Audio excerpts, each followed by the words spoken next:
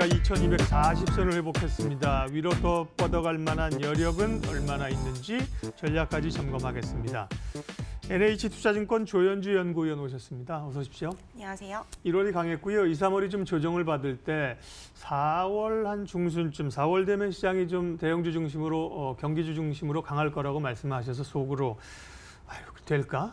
생각했는데 예언처럼 장이 요즘 맞아들여 생각보다 강합니다. 최근으로는 어떻게 판단하시는지 위쪽을 좀 더 열어두시나요?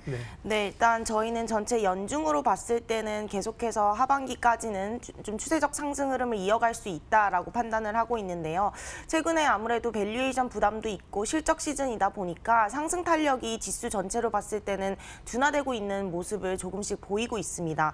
일단 저희가 생각하고 있는 지금 현상은 시차 적응 중이다 이렇게 표현을 하고 있어요. 그래서 저희도 이제 장거리 여행을 하면 몸이 시차 적응을 하는 것처럼 정책 시차라는 게 있어서 정책을 실현하고 거기에 주가가 반응을 하고 그리고 경기가 반응하는 데까지는 시차가 존재를 하고 있기 때문에 일단은 주가는 먼저 좀 빠르게 상승을 했고요. 이제는 경기가 개선되는 그 시간을 기다리고 있는 국면이다라고 생각을 하시면 될 것 같습니다. 과거에도 이런 정책 시차를 겪었던 사례들이 굉장히 많은데 대부분 다 경기가 결국에는 개선되는 흐름을 한 4, 5개월 뒤에 보였기 때문에 저희는 주가가 그런 경기 지표 개선에 대한 확인을 하고 나면 또다시 재차 상승 탄력을 가져올 수 있다 이렇게 판단을 하고 있어서 일단은 뭐 지금의 그 숨고르기는 잠시 어떻게 보면 좀 매수할 수 있는 타이밍이다 이렇게 평가하고 있습니다. 상단은 그럼 어느 정도까지 열어놓고 계신가요? 네, 저희는 일단은 상반기 내에서는 2,500으로 보고 있고요.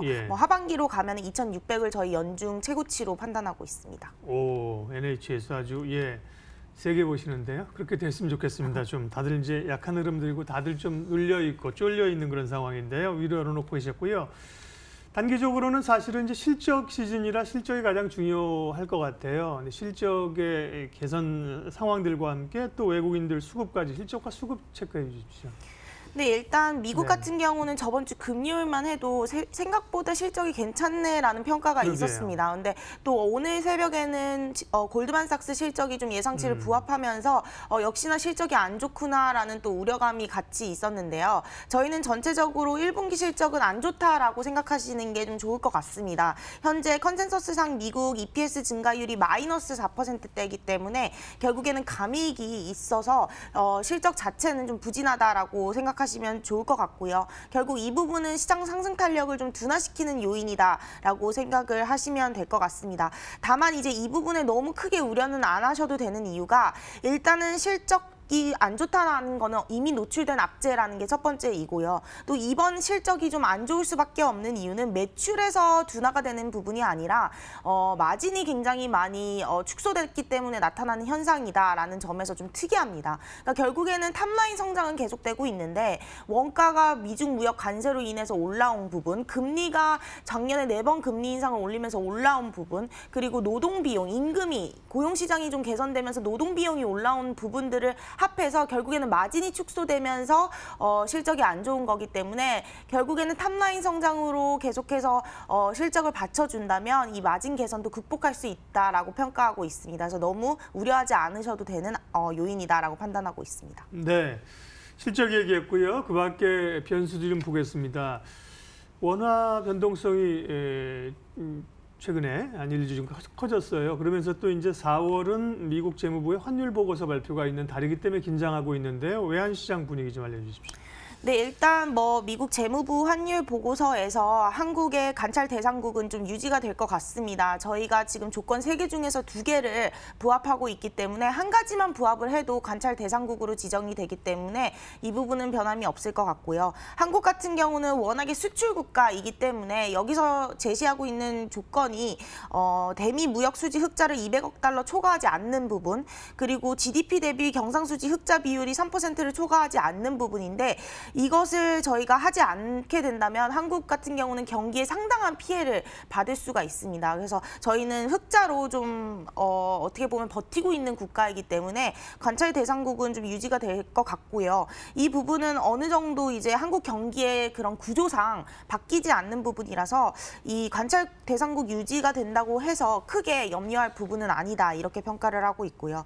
중국에도 마찬가지로 환율 조작 방지를 위한 방안을 좀 마련을 합의를 하고 있기 때문에 뭐 환율 조작국 대상 지정도 가능성이 적어 보입니다. 그래서 전체적으로 이번 환율 보고서에 따른 쇼크는 좀 적다 이렇게 판단하고 있습니다. 화장품 면세점 중국 소비주 눈여겨볼 종목으로 언급을 그동안 하셨는데요. 뜨겁습니다. 계속 괜찮습니까? 네, 중국 관련 소비주 앞으로도 계속 긍정적이다라고 시각 제시하고 있고요. 네. 일단은 뭐 계절성 요인으로 지금 매출이 굉장히 잘 나오는 시즌이 맞습니다. 근데 여기에 더불어 저희가 추가 모멘텀으로 생각하는 게 이제 미중 무역 협상에서 조금씩 언론 보도로 얘기가 나오는 게 중국 시장이 2025년에 이제 개방하는 그런 방안들이 합의가 된다라는 얘기가 나오고 있거든요. 그럼 한국 같은 경우는 가장 수혜를 보는 게 이제 화학 철강이라고 생각을 하실 수가 있는데 오히려 저희는 중국 관련 소비주, 뭐 엔터, 미디어 이런 중국 쪽 수요가 높은 근데 규제 때문에 계속해서 걸림돌이 됐던 이런 섹터들이 오히려 큰 수혜를 볼 수 있다라고 생각을 하고 있어서 이 중국 시장 개방에 대한 합의안이 나오게 되면 추가 모멘텀으로도 작용할 수 있다라고 판단하고 있습니다. 아시아나항공을 포함해서 항공주도가 여러 재료로 뜨겁습니다. 항공주에 대한 접근 시각 좀 알려주실래요? 네, 일단 저희는 조금은 경계하자라는 입장입니다. 예. 너무 과열 분위기인 것 같고요. 물론 이제 매각이 되면은 아시아나 입장에서는 캐시 인젝션이 있기 때문에 긍정적인 건 맞지만요. 어떻게 보면 지금 사겠다는 사람들이 많아서 가격이 너무 높게 인수를 할 수 있는 그런 염려가 있어서 지금 관련주들이 급하게 오르는 건 저희는 이성적인 흐름은 아니다라고 생각을 하고 있어서 경계를 하고 있고요. 항공사 가운데서도 뭐 제주항공이나 대한항공 정도까지는 어떻게 보면 밸류에이션이 의미 있는 정도로 올라왔다라고 보는데 나머지 항공사는 좀 레셔널하지 않다라고 저희는 생각을 하고 있어서 조금은 길게 봐야 되지 않을까라고 판단하고 있습니다. 네. 마지막으로 이번 주 주목할 변수들 짧게 좀 몇 개 얘기해 주십시오. 네, 일단은 저희가 앞서 말씀드린 대로 경기 지표 개선을 확인하고 기다리는 시간이기 때문에 결국에는 실적이나 경기 지표에 예민한 시장일 수밖에 없습니다. 조금이라도 시장 컨센서스에 부합하거나 아니면 밑으로 내려오게 된다면 시장의 상승 탄력은 좀 더 둔화될 수 있을 것 같고요. 다만 이런 부분에 너무 우려를 하지 마시고요. 앞으로 계속해서 경기 지표가 개선되는 양상이 예상이 되고 있는 상황이기 때문에 오히려 적절한 타이밍에 매수하는 시점이 맞는 것 같습니다. 네, NH투자증권 조현주 연구위원과 함께 시장 전략 세워봤습니다. 오늘 뭐 중국 소비주나 항공주나 섹터 얘기를 조금 더 했으면 좋았을 텐데 시간이 제한돼서 얘기를 못했네요. 예, 함께해 주셔서 고맙습니다. 네. 지수 한번 확인하겠습니다. 코스피가 조금 전에 상승 반전하기도 했었는데 지금은 다시 약보합이고요. 예, 코스닥이 조금 더 어제 오늘 보면 코스피보다 조금 처지는 그런 모양새이죠. 아무래도 뭐 바이오나 IT 부품 섹터가 좀 추가적인 모멘텀을 가져가지 못해서 그렇겠죠. 출발 마켓온 오늘 순서는 여기까지 하겠습니다. 오늘도 함께해 주셔서 고맙습니다.